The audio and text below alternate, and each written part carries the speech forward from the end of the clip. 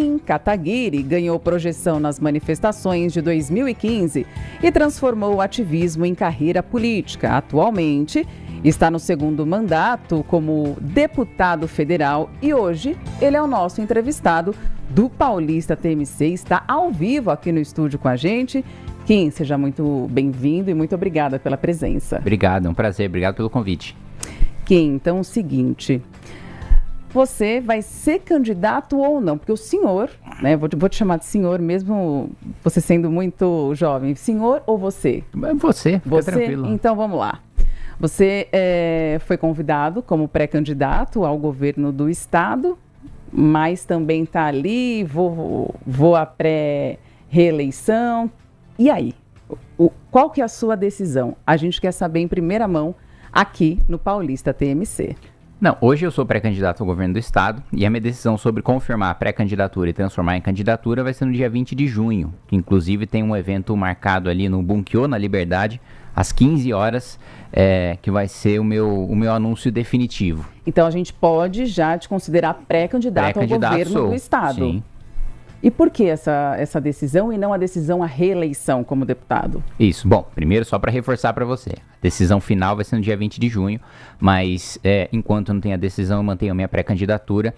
E a decisão é porque, primeiro, o estado de São Paulo é um estado importante demais para não ter um pré-candidato do Partido Missão ao governo do estado. E segundo, porque eu avalio que nós precisamos de uma mudança no estado de São Paulo. O estado de São Paulo é mais rico e mais produtivo da federação, ainda assim não usa todo o seu potencial, né? Anda de lado aí na educação, deixa a desejar na segurança pública. Eu acho que isso é um sentimento de todos nós, né? Da insegurança de se andar na rua, principalmente com roubos e até com latrocínios, né? Eu tive a oportunidade de aprovar recentemente, inclusive na Câmara dos Deputados, no Senado, e também ser sancionado pelo Presidente da República, projeto de aumento de pena para roubo, furto, receptação e fraudes virtuais, estelionatos, especialmente cometidos virtualmente. Então, fazia aí mais de 20 anos, pelo menos, que a gente não tinha nenhuma revisão na parte desses crimes patrimoniais, que hoje são os que mais afligem aí o cidadão, e eu acho que agora fiz o meu trabalho legislativo em relação à segurança, está na hora de fazer o trabalho executivo, está na hora de colocar essa lei em prática.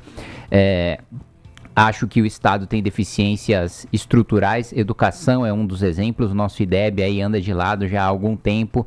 Na saúde nós tivemos algum avanço nas cirurgias eletivas, mas ainda assim falta bastante atenção na saúde primária. Eu acho que o governo do Estado, apesar disso ser competência dos municípios, tem um papel fundamental em fiscalizar e incentivar os municípios.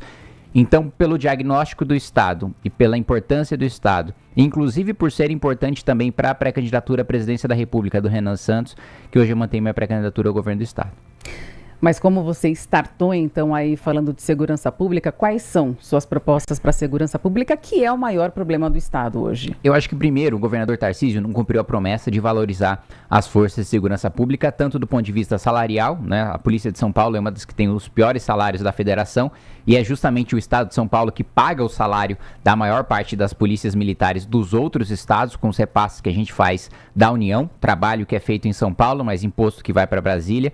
Em relação a equipamentos também, né, a gente tem muita necessidade da polícia científica, da polícia militar, especialmente das rondas ostensivas Tobias de Aguiar, operações policiais também, que eu acredito que o Tarcísio acabou recuando por medo de apanhar da imprensa, por medo de apanhar de partidos de esquerda, de ONGs de direitos humanos. Receio que eu não tenho nenhum, apanho há 7 anos e continuaria apanhando com prazer, ocupando o Palácio dos Bandeirantes. Integração também com inteligência artificial e tecnologia. A gente tem hoje o Muralha Paulista, mas ele serve apenas para identificar veículos furtados, roubados, com placas frias. A gente precisa estender hoje o sistema do Smart Sampa da cidade de São Paulo para todo o estado. A gente precisa cercar o estado com câmeras com inteligência artificial para que nenhum criminoso consiga entrar no estado de São Paulo e, se tentar sair, vai ser preso. A gente sabe que as cidades que adotaram essas câmeras hoje estão, e eu tive em São Caetano recentemente, lá tem o Smart Sanca, e as cidades elas têm conseguido melhorar os seus indicadores de segurança pública, só que esses criminosos vão para outras cidades, e eu quero que eles vão para outro estado, né, como o governador de São Paulo, fazendo fazendo esse cercamento eletrônico, a valorização das nossas polícias, que, como eu disse, receberam uma promessa de que teriam uma valorização para cima dos governos tucanos, que nunca valorizaram de maneira justa as nossas forças de segurança, e investir bastante em tecnologia, inteligência artificial, na regulamentação da lei orgânica das polícias também, que teve uma modernização em lei federal das carreiras policiais, e infelizmente o governo do estado não está cumprindo a lei federal, em que a gente consegue somar, na realidade, dar mais dinamismo para as carreiras policiais, dar mais poder para que a nossa polícia civil, especialmente, possa investigar com competência e com liberdade. Eu, pessoalmente, no mundo ideal, defendo o ciclo completo de polícia, que é o policial de ponta a ponta poder tocar a investigação, e mais poder, inclusive, para a polícia militar poder já coletar testemunho, poder já fazer, coletar imagem de câmeras, poder já escutar a vítima no momento da ocorrência, coisa que hoje só existe de maneira muito preliminar e para crimes mais leves, ali com o termo circunstanciado. Eu defendo que isso possa ser feito para os crimes mais simples, que não precisam de grandes investigações, daqueles principalmente ocorridos em prisões em flagrante, né? Então, em relação à segurança pública, eu acho que a gente tem muito para avançar. Infelizmente, hoje a gente não tem mais uma segurança. Se a gente anda com o celular na frente de um prédio, de um condomínio, e tem um segurança, o segurança já diz para você guardar, porque é perigoso. Às vezes a gente percebe que o bandido, criminoso, enfim, tem a sensação de impunidade. Mas a gente vai agora com Rafael Tebas, que também tem perguntas. É isso, Fernanda, Kim, muito bom poder conversar com você aqui no Paulista TMC. Um ponto muito importante aqui, mudando também um pouquinho a pauta, né? Em relação à infraestrutura, a gente sabe que o atual governador, o Tarcísio, que inclusive é candidato à reeleição, tem afirmado que vai fazer investimentos na área da infraestrutura. Isso também esbarra, obviamente, por consequência na mobilidade urbana, que é muito importante na região, por exemplo, da Grande São Paulo. Eu quero fazer a pergunta, então, sobre quais as principais propostas que você tem em relação a essa área infraestrutura e também mobilidade urbana. Eu acho que primeiro a gente precisa abrir espaço fiscal, porque quanto mais despesas obrigatórias a gente tem, menos verbas discricionárias a gente tem para fazer investimento. Só para as pessoas entenderem, as despesas obrigatórias são o custeio do dia a dia, né? Pagamento de pessoal, principalmente, previdência, coisa que não dá retorno no longo prazo. Investimento principalmente infraestrutura, aquilo que dá retorno no longo prazo, aumenta a produtividade, faz o PIB crescer, gera aumento de emprego. Então, quanto mais despesas obrigatórias a gente tiver, menos a gente tem investimento, menos a gente tem aumento de produtividade, menos a gente tem geração de emprego e de renda. Infelizmente, a dívida consolidada de São Paulo em relação à receita corrente líquida aumentou durante o governo Tarcísio, e o governo Tarcísio herdou, né? Tenho críticas à gestão de João Dória e de Rodrigo Garcia, mas se teve um mérito foi deixar aí mais de 20 bilhões em caixa para que o governador Tarcísio fizesse os investimentos que bem entendesse. A maior parte dos empreendimentos de infraestrutura que foram entregues por essa gestão do Tarcísio foram assinados em governos tucanos, então houve pouca inovação nesse sentido. Então, abrindo esse espaço de um investimento discricionário, eu acredito que a gente possa, sim, fazer um programa, principalmente de ampliação de metrô, que eu acho que é uma das infraestruturas urbanas mais importantes que a gente tem de transporte público no estado de São Paulo.